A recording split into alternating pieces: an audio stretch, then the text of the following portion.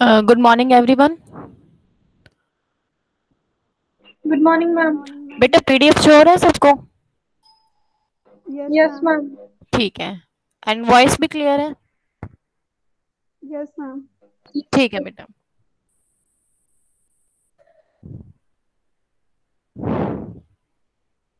Practical है फिर आज बेटा किसी का? Yes ma'am. केमिस्ट्री का? Yes ma'am. किन बच्चों का है?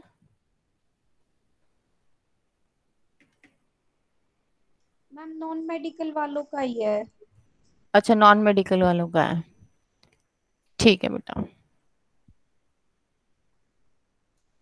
हाँ, तो हमने लास्ट टॉपिक जो बेटा डिस्कस किया था वो फर्मी एनर्जी की डेफिनेशन देखी थी हमने, at a temperature other than absolute temperature. क्या सबको क्लियर था वो टॉपिक? बोलिए बेटा। हमने ये वाला टॉपिक किया था फर्मी एनर्जी का। क्लियर है सबको? Yes ma'am. यस ठीक मैम। है बेटा।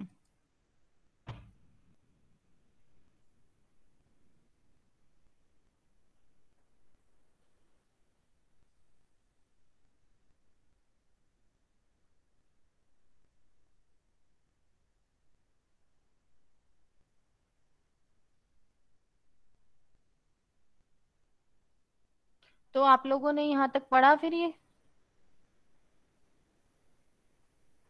बताइए बेटा। Yes ma'am. कोई डाउट है यहाँ तक? No ma'am. ठीक है बेटा।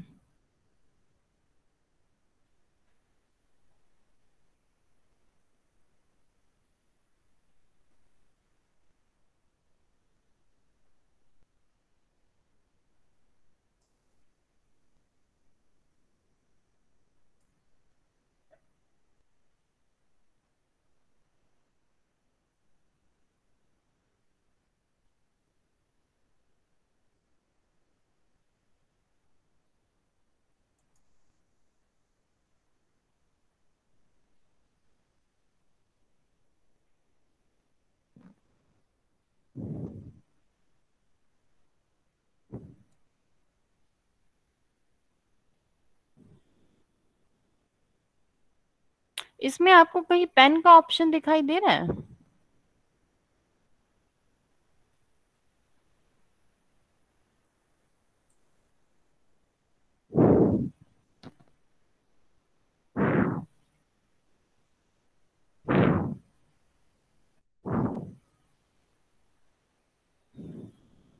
दिखाई दे रहा है बेटा कहीं हाईलाइट का आपको?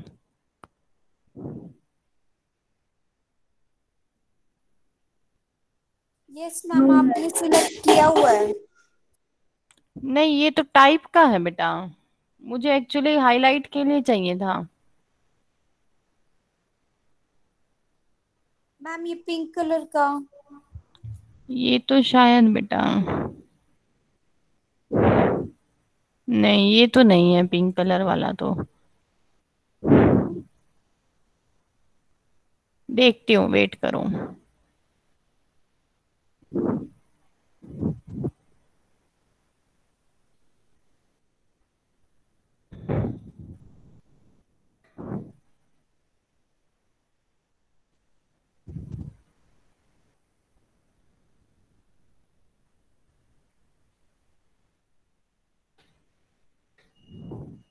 में शायद ऐसा कोई ऑप्शन ही नहीं है हमारे पास हाइलाइटर वगैरह का कुछ हो।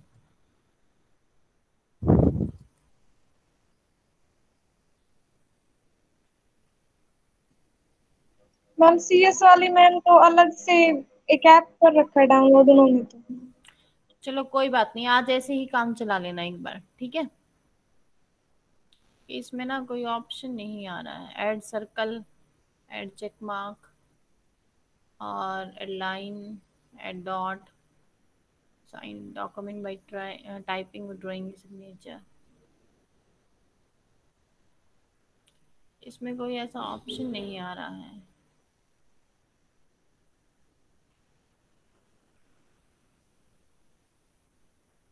चलिए कोई बात नहीं।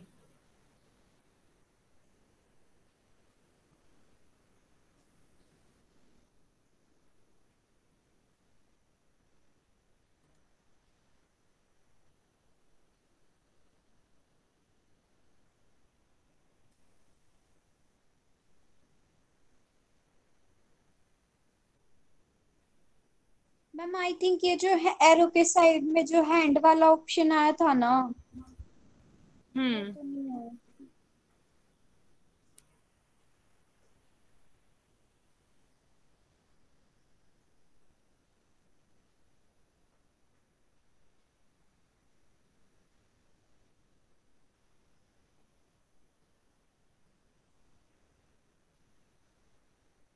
चलिए कोई नहीं, आज ऐसे ही काम चला लेते हैं एक बार। ठीक है।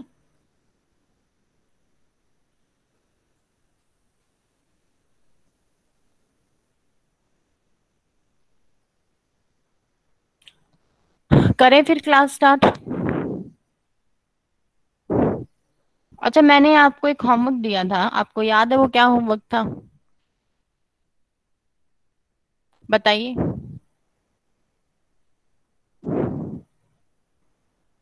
बताइए बेटा, आपको ध्यान है वो होमवर्क क्या था?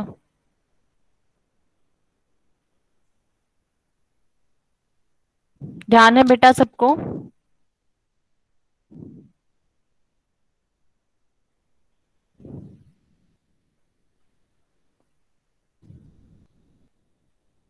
बोलिए बेटा। मैं आपसे कुछ पूछ रही हूँ, हाँ या ना में जवाब दीजिए। आपको ध्यान है या नहीं ध्यान है? मैम थे ही नहीं कल क्लास में, प्रैक्टिकल में थे। जो कल थे वो आज नहीं है। अच्छा।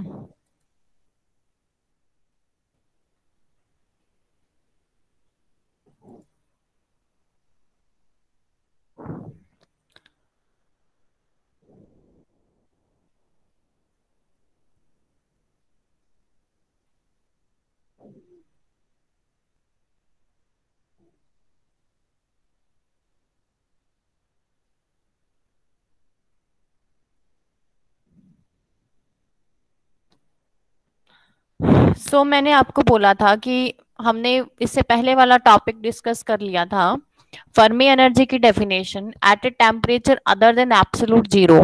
क्या सबको ये वाला टॉपिक क्लियर है?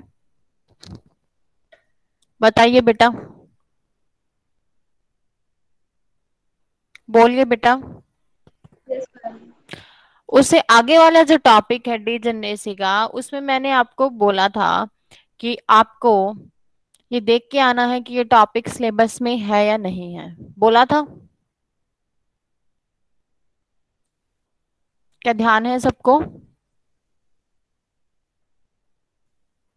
Yes ma'am.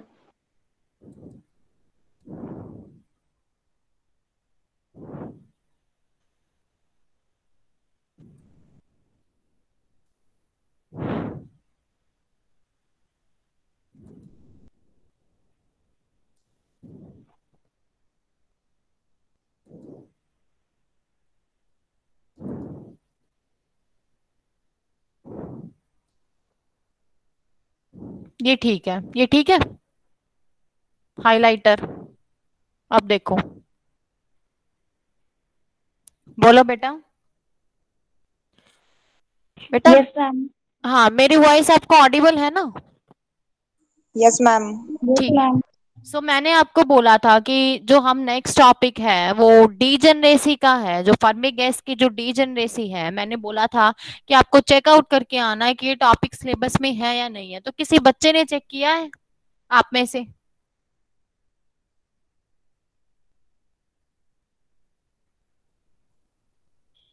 बोलिए बेटा, किसी ने चेक किया है? No ma'am. है मैम सिलेबस में ये। है सिलेबस में? देखा था आपने? Yes ma'am. Yes ma'am. ठीक है। ये वाला जो टॉपिक है ना बेटा, वैसे मेंशन नहीं कर रखा है डीजनरेसी का। आपके पास न्यू सिलेबस किसी के पास हो तो मेरे पास एक बार उसकी पिक सेंड करना ग्रुप के अंदर। ठीक है? या मेरे पास पर्सनली सेंड कर देना।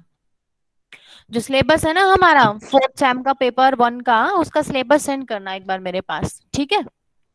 क्योंकि आई थिंक जो टॉपिक है डीजनरेसी का, वो बॉस आइंस्टीन की डीजनरेसी पूछी गई है, ना कि फर्मी गैस की। फिर भी मैं आपको ये टॉपिक थोड़ा बहुत करवा देती हूँ। ठीक है? एक बार आप आज फिर से मेरे पास एक बार कोई एक बच्चा मेरे पास सेंड कर देना, वो पीडीएफ सेंड कर दोगे आप में से कोई? Yes ma'am. ठीक है, फिर मैं एक बार थोड़ा बहुत स्टार्ट करा देती हूँ। ठीक है। उसके बाद फिर हम उसको, यदि मैं एक बार चेकआउट करूंगी फिर से, आई थिंक वो डीजनरेसी बॉस आइंस्टीन की पूछी गई है, फर्मी की नहीं है। फिर भी एक बार आप देख लेना, मेरे पास सेंड कर देना, मैं एक बार चेक कर लूंगी नए सिलेबस में क्या है। उसके बाद यदि होगा तो मैं उसको कंप्लीट करा दूंगी, बाकी मैं इसको आज स्टार्ट तो कराऊंगी आपको। ठीक है, वैसे नहीं है तो कोई बात नहीं, नॉलेज हो जाएगी आपको इस टॉपिक की, वो पढ़ लेते हैं हम। तो स्टार्ट करें फिर आज की क्लास।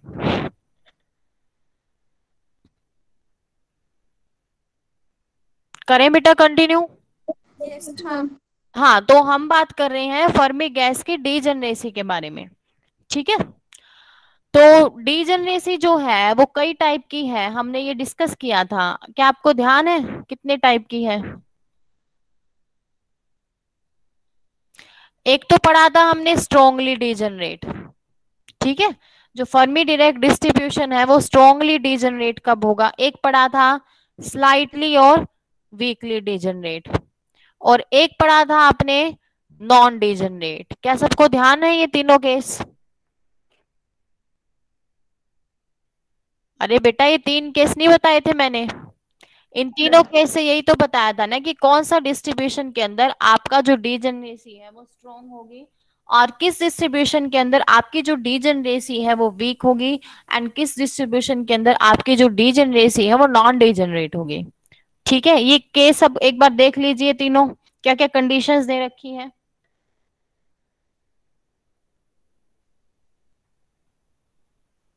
देख लिया आपने तीनों कंडीशन? कि यस जब आपका मैम। टेम्परेचर फर्मी टेम्परेचर से कम होगा तो जो डिस्ट्रीब्यूशन है वो स्ट्रांगली डीजनरेट होगा, और जब आपका टेम्परेचर फर्मी टेम्परेचर से ज्यादा होगा तो आपका डिस्ट्रीब्यूशन होगा स्लाइटली या फिर हम कह सकते हैं वीकली डीजनरेट। और जब आपका टेम्परेचर जो है वेरी वेरी लार्ज होगा फर्मी टेम्परेचर से, तब आपका जो डिस्ट्रीब्यूशन है वो नॉन डीजनरेट होगा। क्या सबको ध्यान रहेगा? एक बार इसको याद कर लीजिए माइंड में, वो मैंने एक्सप्लेन भी कर दिया था आपको ये कंडीशंस कैसे होंगी। लेकिन आपको ये कंडीशन को देख के ये याद रखना है कि डिस्ट्रीब्यूशन है वो स्ट्रोंगली है या फिर वीकली है या फिर नॉन डिजनरेट केस है। क्या ध्यान रहेगा सबको? उसके बाद मैं स्टार्ट कर रही हूँ डिजनरेसी का टॉपिक। Yes ma'am. ठीक है, देख लिया है सबने? Yes ma'am. अब देखिए, सबसे पहले जो हमें डिस्कस करना है डिजनरेसी फर्मी गैस की, वो हमें देखनी है वीक डिजनरेसी। वीक डिजनरेसी कहें या फिर हम कहें स्लाइटली डिजनरेट, जो डिस्ट्रीब्यूशन है वो वीक है या फिर स्लाइटली है। तो क्या कंडीशन होगी जब आपका डिजनरेसी वीक होगी? अभी अभी मैंने आपको शो आउट किया, बट क्या आप बता सकते हैं क्या कंडीशंस होनी चाहिए?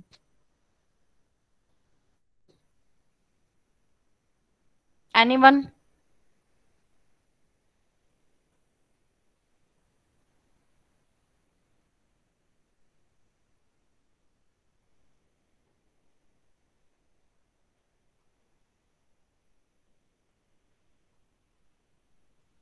मैम जो केटी की वैल्यू है वो यूएफ एट जीरो से बड़ी होगी, और जो हाँ, टेम्परेचर है वो केटी पीटीएफ। बोले, हाँ, या फिर हम टेम्परेचर की टर्म में बोलिए टेम्परेचर ग्रेटर होगा फर्मी टेम्परेचर से, या केटी की वैल्यू ग्रेटर होगी फर्मी एनर्जी से। यही वैल्यू बताई थी अभी अभी ऊपर। तो यस उस मैम। टाइम पे जो हमारी जो डीजनरेसी होगी वो वीक होगी। ध्यान रहेगा सबको? अब आगे डिस्कस करें वीक डीजनरेसी का केस। तो ये मैंने आपको बता दिया, यहाँ पे एट आएगा, यहाँ पे टी और आएगा यहाँ पे। ठीक है। तो at temperature greater than Fermi temperature, तो उस टाइम पे जो फर्मी गैस है आपकी स्लाइटली डिजनरेट होगी, और इस केस में केटी की वैल्यू यूएफ जीरो से बड़ी होगी। देखो ये यहाँ फिर से लिखा गया है और ये पहले भी बता दिया मैंने। केटी की वैल्यू यूएफ जीरो से बड़े होने का क्या मतलब है? आपका जो यूएफ है वो नेगेटिव होगा। ठीक है। केटी की वैल्यू, अब देखो केटी बड़ा है यूएफ जीरो से, इसका मतलब यूएफ क्या होगा? छोटा होगा, स्मॉल होगा ना। ठीक है। Yes ma'am. स्मॉल होने का मतलब आपका जो यूएफ है वो कैसा होगा? नेगेटिव होगा। और यदि यूएफ नेगेटिव होगा या फिर हम कह सकते हैं अल्फा पॉजिटिव होगा। हमने यूएफ ये निकाला था,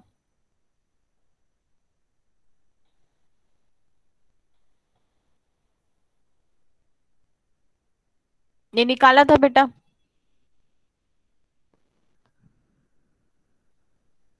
आपने निकाला था या नहीं निकाला था? Yes ma'am. ठीक है बेटा, आपने निकाला था।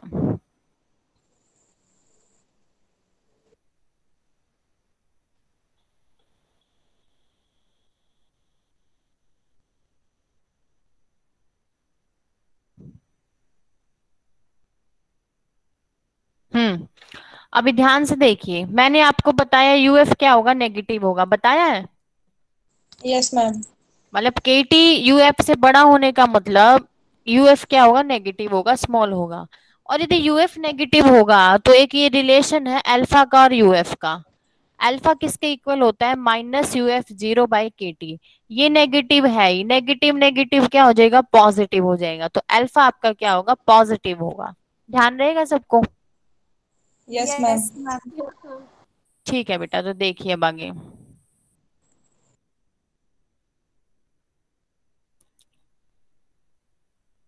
देखो, ठीक है।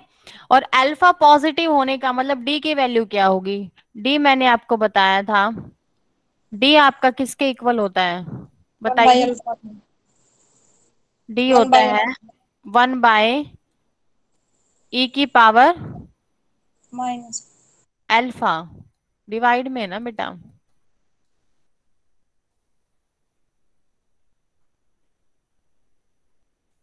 हाइलाइटर ही आ रहा है इसमें, पेन नहीं आ रहा है। चलो मैं देखूंगी इसको। तो 1/e⁻ क्या होगी आपकी, अल्फा होगी। तो डी कितना होगा, e⁻ होगा। ठीक है, ठीक है बेटा। Yes ma'am. अब देखो, अल्फा आपका पॉजिटिव हो गया है और आगे कैसा साइन है, माइनस का। तो जो एक्सपोनेंशियल का मतलब जो रिजल्ट आएगा वो नेगेटिव ही तो आएगा, छोटा ही तो आएगा ना एक से। Yes yes ma'am. मैम। हाँ, तो डी क्या होगा आपका, एक से छोटा होगा।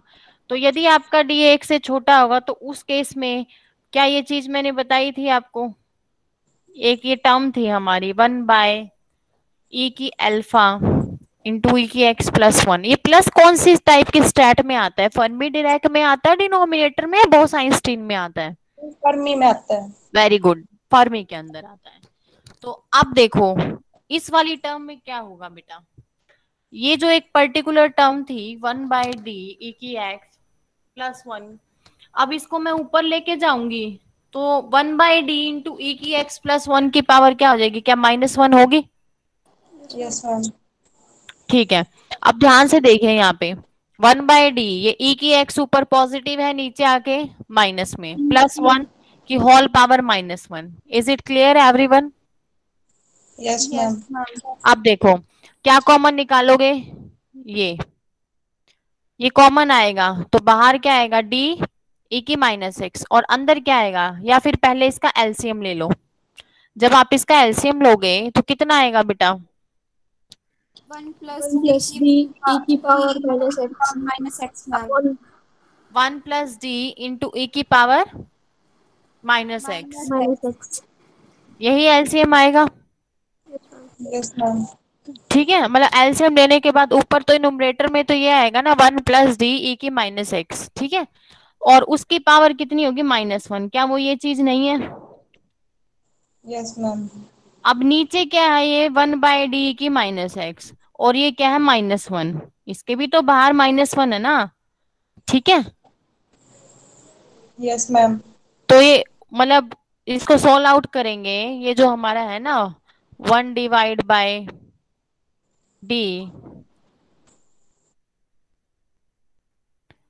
इंटू e⁻⁻x, और इसकी पावर कितनी है, होल पावर, क्या -1 नहीं है।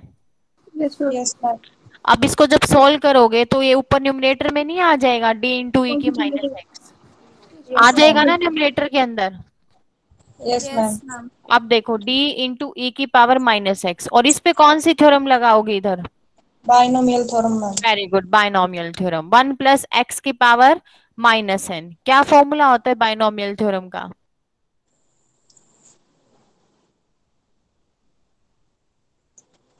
1 बताइए। - 1 - n x + n x² n² - n x³ ma'am, आगे so on. 1 minus n x plus n into n minus 1/2 into में एक्स स्क्वेयर। ठीक है, यही था। Yes ma'am. ठीक है, तो ये हो जाएगा 1 माइनस में पावर आगे आ गई डी इंटू ई की माइनस एक्स प्लस में इसका होल स्क्वेयर डी स्क्वेयर ई की -2x। और जो इसके साथ में आएगा, क्या आएगा इसके साथ में, एन इंटू एन माइनस 1 और डिवाइड बाय क्या आएगा 2, यही आता है ना।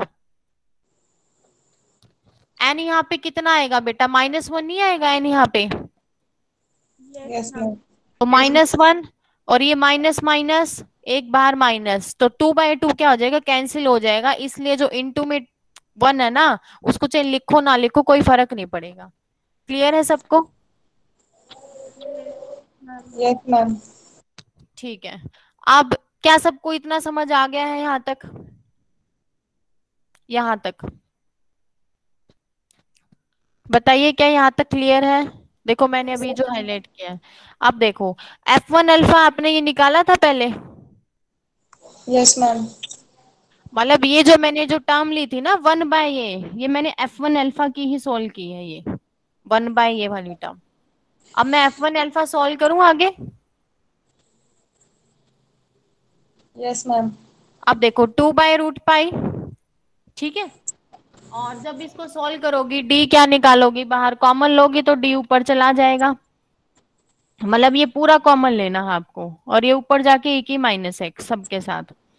मतलब जब आप इसको सोल्व करोगे इसको, तो यही तो बनेगा। ये क्या मैंने आपको पहले बताया है ये सब? Yes ma'am. Yes ma'am. कौन से टाइप की स्टेट के अंदर समझाया था? वो साइंस टाइम। वेरी गुड बेटा, बॉस आइंस्टीन के अंदर मैंने समझाया था आपको। और जब आप इस पूरे को सोल्व आउट करोगी, क्या यही नहीं निकला था? Yes ma'am. वेरी गुड बेटा, इसका मतलब आपने बहुत ही अच्छे से सुना है। फर्मी डिराक में, अच्छा ये तो F1 अल्फा था, F2 अल्फा में क्या आ जाता है यहाँ पे, पावर जो 3/2 आती है F1 अल्फा में, F2 अल्फा में पावर कितनी आ जाती है, 5/2। क्या सबको ये ध्यान है दोनों चीजें?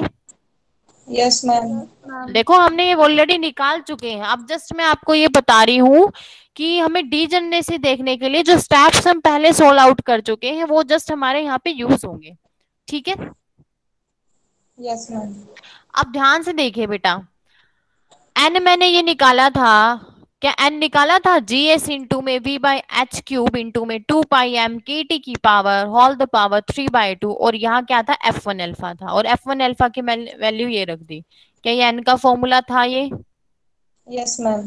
क्या ये यू भी पढ़ा था हमने बोस आइंस्टीन के अंदर? Yes ma'am. यहाँ कौन सी टर्म थी इसकी जगह? F2 alpha.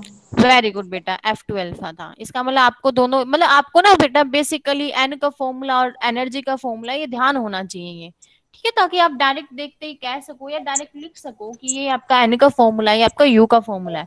वो सब आपको तब डिराइव करना है जब वो डिपेंड करेगा आपसे कितने मार्क्स का वो पूछेगा, तो उस टाइम पे आपको जरूरत पड़ेगी। ठीक है बेटा? Yes ma'am. ठीक है, अब क्या फिर हमने U/n भी निकाला था ये बोस आइंस्टीन के अंदर। Yes ma'am. मतलब आप इस n को किससे डिवाइड कर दोगे, u से।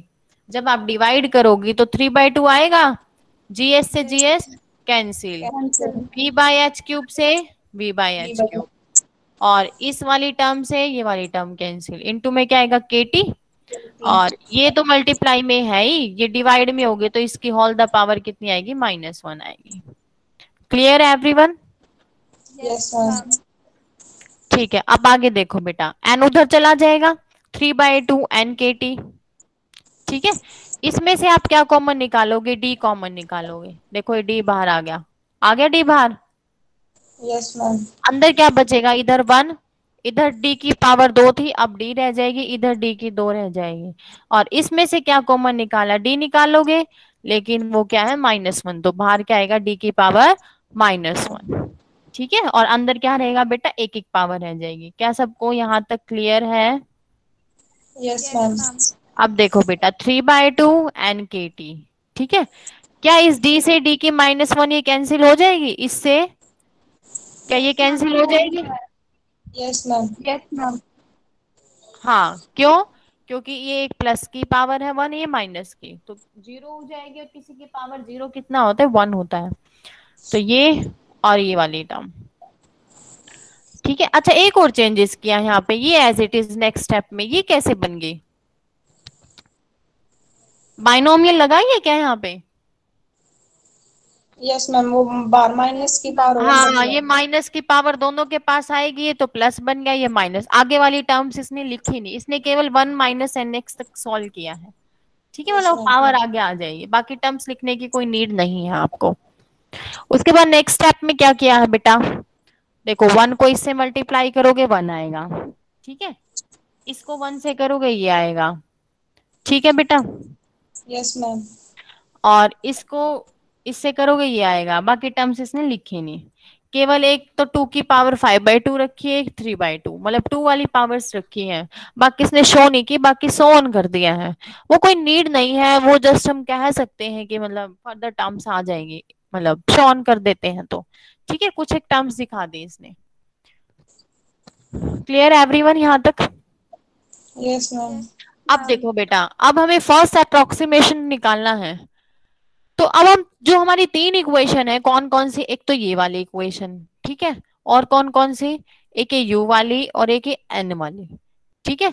जब हम इन तीनों इक्वेशन को, ये भी क्या था आपका यू था, क्या था ये आपका यू था, ठीक है। Yes ma'am.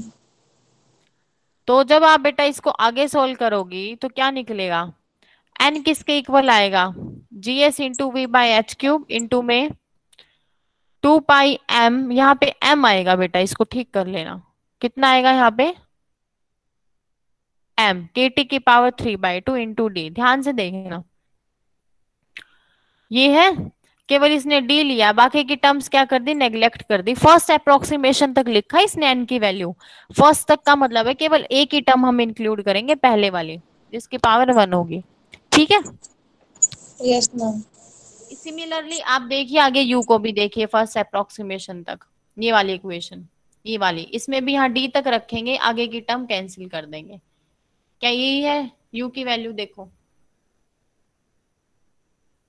यही है बेटा, यस मैम।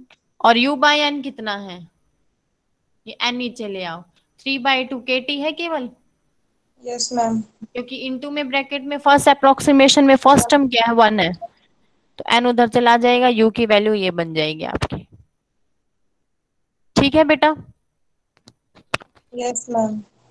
तो ये जो हमारी इक्वेशन आई है u इक्वल टू 3/2 एन के टी, आप इस इक्वेशन को जानते हो, ये हमारी वेल नोन इक्वेशन है परफेक्ट गैस के लिए क्लासिकल स्टेट के अंदर, जो हमारा 3, अच्छा एन के की जगह में क्या कोई और टर्म्स लिख सकती हूँ इस एन के की जगह, बताइए बेटा, क्या इस एन के की जगह कुछ और लिख सकती हूँ मैं, आर नहीं लिख सकती, मैम। हाँ, तो ये जो एनर्जी की जो टर्म है हम इसको जानते हैं परफेक्ट गैस के लिए होता है ये क्लासिकल स्टेट के अंदर, ठीक है बेटा। Yes yes ma'am. मैम। अब एक तो आप यू की ये वाली इक्वेशन देखो क्लासिकल स्टेट के अंदर, और एक आप यू की ये वाली इक्वेशन देखो जो कितनी बड़ी है, ये वाली, ठीक है। तो क्या यू के अंदर जो चेंज आया है उसमें डेविएशन नहीं आया है यू के बिहेवियर में, यस मैम। आया है ना यू के बिहेवियर में, देखो एक तो यू की इतनी बड़ी इक्वेशन होगी हायर पावर तक, एक यू की इक्वेशन केवल इतनी होगी, तो ये जो डेविएशन आया है परफेक्ट गैस के बिहेवियर में, इसको हम क्या बोलते हैं, डीजेनरेसी बोलते हैं, क्या बोलते हैं, दोनों ही इक्वेशन यू की परफेक्ट गैस के लिए है, क्योंकि हमारी फर्मी गैस भी क्या है, परफेक्ट गैस ही तो हम लेते हैं, फर्मी गैस को क्या बोलते हैं, परफेक्ट गैस नहीं बोलते हैं, बोलते हैं ना क्लासिकल यस स्टेट के मैम। अंदर।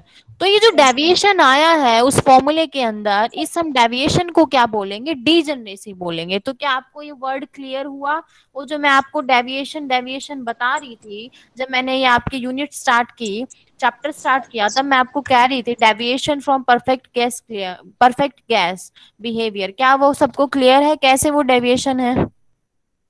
Yes ma'am. Yes ma'am. ठीक है बेटा।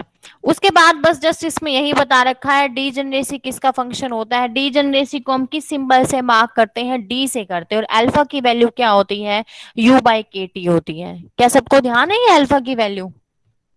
यस ये मैम। भी मैं बहुत बार आपको बता चुकी हूँ। अब यहाँ ध्यान से देखना, जितनी ज्यादा ध्यान से देखना और याद रखना, जितनी ज्यादा डी की वैल्यू होगी डीजेनरेसी भी उतनी ही ज्यादा होगी। ठीक है बेटा। यस और ये मैम। हमने पढ़ा यहाँ पे डी की वैल्यू एक से छोटी होगी वीकली डीजनरेट के केस में, छोटी होगी।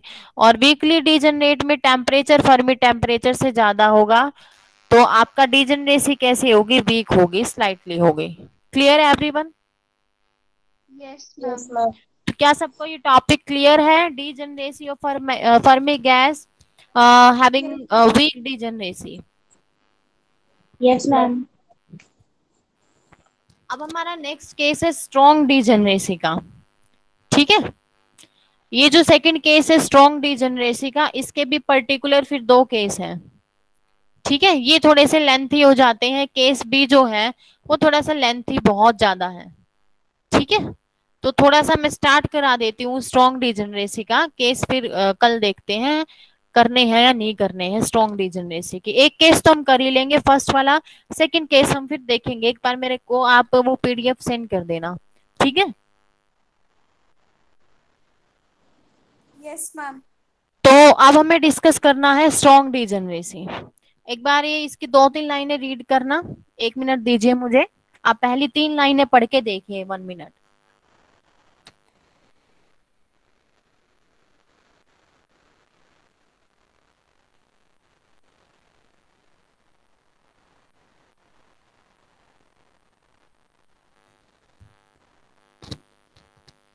पढ़ के देखा बेटा सबने फर्स्ट 3 लाइंस? Yes ma'am. हाँ, तो अब हमें डिस्कस करना, क्या पढ़ा आपने इन तीनों लाइन में? मैम की जब अल्फा की वैल्यू लार्ज होगी और लार्ज और नेगेटिव होगी तो जो डी की वैल्यू है वो 1 से ग्रेटर हो जाएगी, जिससे जो डिजेनरेसी है वो और ज्यादा होगी।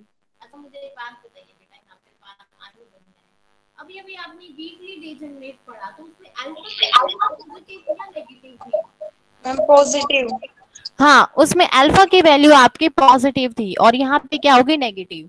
और यदि अल्फा की वैल्यू नेगेटिव होगी तो डी का फॉर्मूला ये होता है, नेगेटिव नेगेटिव पॉजिटिव होगा, ई की पावर पॉजिटिव, कुछ मतलब ग्रेटर टर्म आएगी, एक से बड़ी आएगी ना। तो स्ट्रॉन्गली डिजनरेट के केस में डी की वैल्यू हमेशा एक से बड़ी होगी, और वीकली डिजनरेट के केस में डी की वैल्यू एक से छोटी होगी। ठीक है, यस मैम। जितना ज्यादा डी बढ़ेगा डीजनरेसी भी बढ़ेगा, और डीजनरेसी आपकी बहुत ज्यादा प्रोमिनेंट होगी। तो फर्स्ट अप्रोक्सीमेशन में आपकी जो डी की वैल्यू है वो इतनी होगी। ठीक है, मतलब फर्स्ट अप्रोक्सीमेशन का मतलब है बेटा, जो आपका F1 अल्फा था ना, उसको केवल क्या लिख दिया, डी लिख दिया। ये बार बार थोड़ी ना करके दिखाएंगे, ये जो आपने F1 अल्फा नहीं निकाला था ये यस मैम। डी लिख दिया वहां, और वहां से ये डी की वैल्यू निकाल ली एन के टर्म में। क्या निकाल लोगी?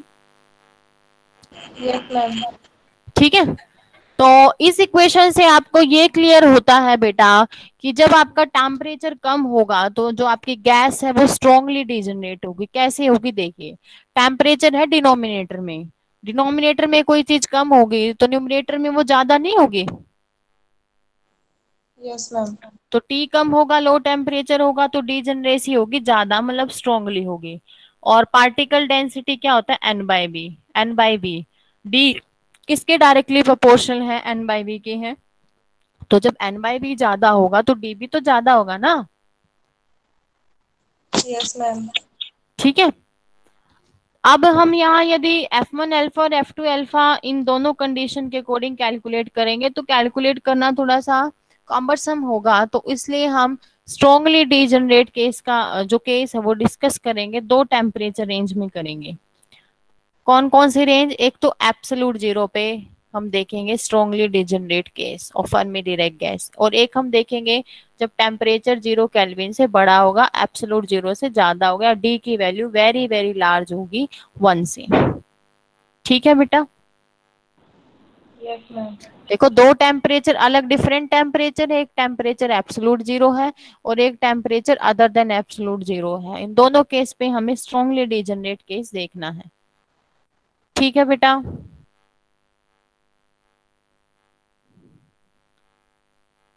क्लियर है एवरीवन? Yes ma'am. ठीक है बेटा।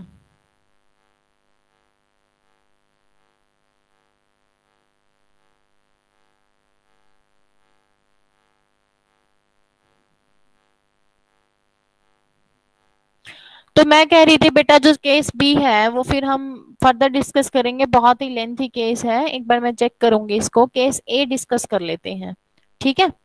जब आपका टेम्परेचर क्या होगा, एब्सोल्यूट जीरो होगा। तो जब आपका टेम्परेचर एब्सोल्यूट जीरो होगा तो उस टाइम पे जो डी की वैल्यू है वो क्या होगी, इनफाइनाइट होगी। ठीक है, यस मैम। कैसे देखो, टी जीरो, 1/0 क्या होगा, डी क्या होगा, इनफाइनाइट होगा। क्या होगा? Yes ma'am. तो उस टाइम पे जो आपकी फर्मी डिरेक्ट गैस है वो कंप्लीटली कंप्लीटली डीजनरेट होगी। क्लियर है एवरीवन? Yes ma'am. ठीक है। At t equal to zero पे एफ यू की वैल्यू है, मतलब एफ यू फंक्शन जो यू का है वो ये पढ़ा था हमने। 1/d क्या होता है, ई की अल्फा, और ये क्या होता है, u/kt क्या होता है, क्या बीटा होता है? Yes ma'am. हमने पढ़ा था ना ये फर्मी डायरेक्ट के अंदर। तो यस ये हो मैम। जाएगा, मैं इसको क्या लिख सकती हूँ, अल्फा को क्या लिख सकती हूँ, -u/kt लिख सकती हूँ। क्या लिख सकती हूँ? Yes ma'am. अरे अल्फा क्या बताया था आपको, -u/kt। -u क्या है यहाँ पे, यूएफ है। ठीक है, यस मैम। तो इसको क्या मैं इस तरह से लिख सकती हूँ, बोलिए? Yes ma'am. ठीक है बेटा। और आप ध्यान से देखिए, यू किस रेंज में लाई करेगा, यू से लेके uf0 तक। Yes ma'am. ठीक है, और एक चीज और देखें यहाँ पे, टी क्या है, जीरो, और दिस/0 क्या होगा, इन्फिनाइट, और ई की पावर इन्फिनाइट क्या होता है आपका, जीरो। ए की पावर इन्फिनाइट आपका इन्फिनाइट होता है। ठीक है, लेकिन यहाँ पे ध्यान से एक चीज देखना, जो फंक्शन ऑफ यू है वो जीरो कर दिया गया है for Fermi energy greater then, for energy greater than Fermi energy at absolute zero. वो जीरो क्यों किया है, क्या आप बता सकते हैं? हम टेम्परेचर जीरो ले रहे हैं। टेम्परेचर क्या ले रहे हैं? जीरो। नहीं, क्या आप वो केस भूल गए, फर्मी एनर्जी की डेफिनेशन? एब्सोल्यूट जीरो पे केवल फर्मी एनर्जी तक ही आपकी फील्ड होंगी स्टेट, उसके बाद क्या होंगी, वेकेंट होंगी। Yes ma'am. तो इसलिए तो एफ यू जीरो लिया है for energy greater than Fermi energy, vacant है।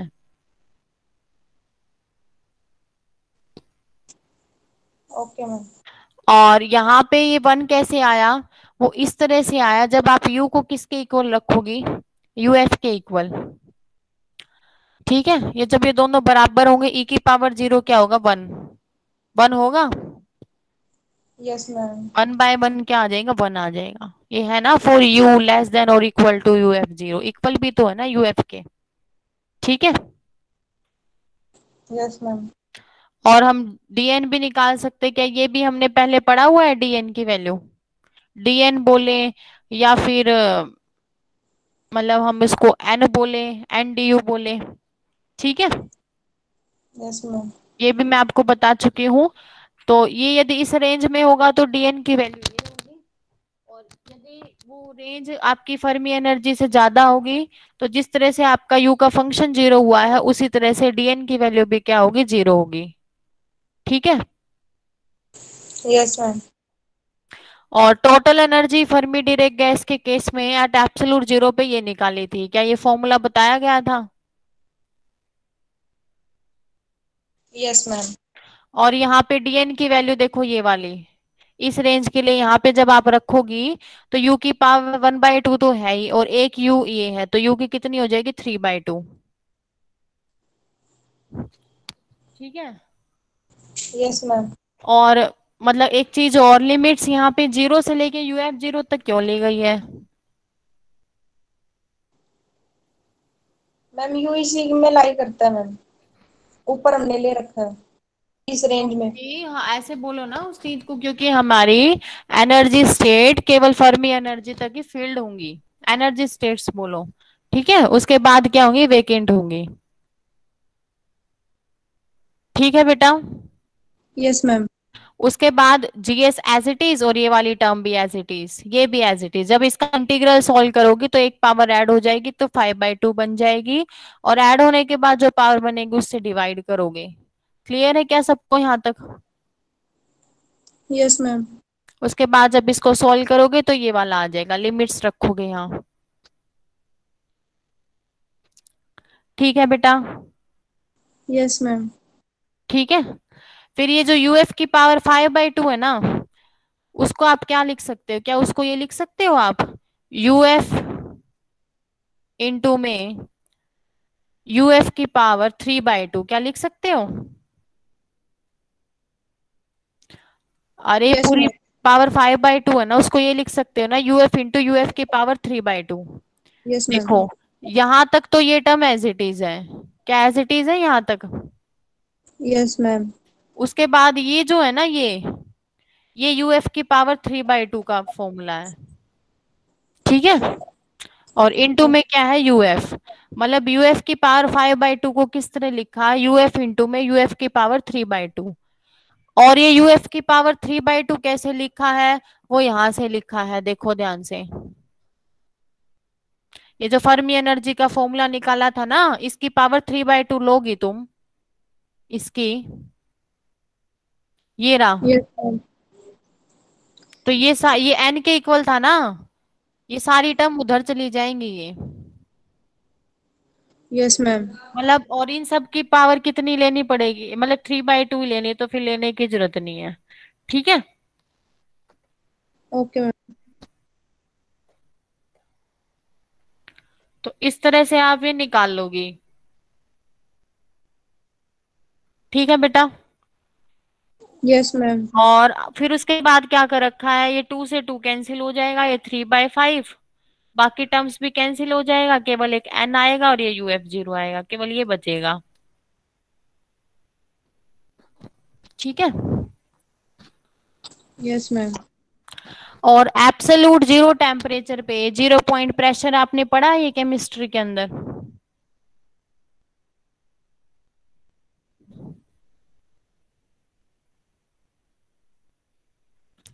ये 0 पॉइंट प्रेशर होता है एब्सोल्यूट जीरो टेम्परेचर पे। ठीक है, यस मैम। तो बस इसके बाद इन दोनों इक्वेशन को कंपेयर कर रखा है, एक तो ये वाली इक्वेशन, ये वाली, और एक ये वाली इक्वेशन। ये जो इक्वेशन है ना, वो तो एनर्जी की है, और ये है प्रेशर की है। ठीक है, बस उसमें यही बता रखा है, स्ट्रॉन्गली डिजनरेट फर्मी गैस जो होती है वो एनर्जी और प्रेशर पोजेस करती है 0 केल्विन पे भी।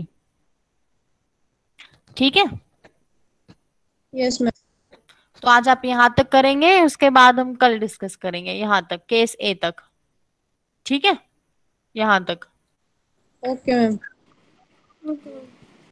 ठीक है बेटा, क्लास ऑफ करें फिर? Yes ma'am. ठीक है बेटा, फिर क्लास ऑफ करते हैं।